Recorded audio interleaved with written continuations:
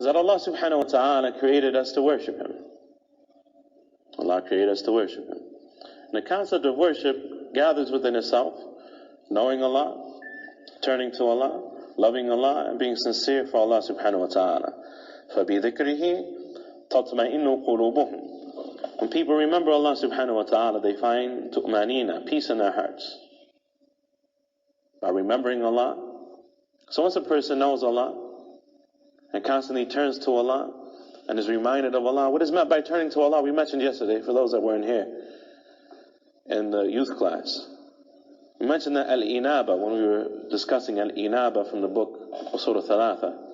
Al-inaba is that whatever happens in a person's life, that he learns a lesson from it that turns him back to Allah subhanahu wa ta'ala, that reminds him of Allah subhanahu wa ta'ala, and causes him to turn to Allah.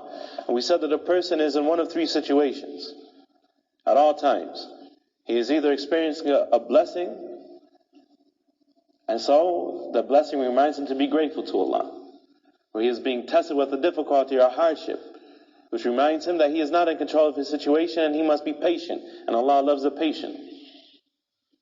And thirdly, whenever he falls short in his gratitude or in his patience, this is the meaning of sin. This is what causes him to fall into sin and disobedience. Either because he is not grateful enough or he is not patient enough. All sin comes from these two things. So this is the third thing. Sin and disobedience. When he falls into sin and disobedience, he knows that Allah yaghfiru dhunuba jami'a. Allah forgives all sins. And that Allah subhanahu wa ta'ala tests him with sins to humble him. So he can learn from his mistakes. Because a person learns more from their mistakes than they would have had they never made mistakes. Allah is the one who decreed for him to make mistakes, so that he can learn and benefit from his mistakes. And so the person, when he falls into sin and disobedience, it causes him to turn to Allah in repentance, and to be humble, and to be grateful, and his Lord is merciful, and so on and so forth. This is the meaning of inaba, that whatever he goes through, of any blessing, or any test, or any act of sin and disobedience that he commits, that he constantly turns back to Allah with dhikr and dua, and gratitude, and patience, and tawbah, and repentance, and so on and so forth. This is the meaning of worship.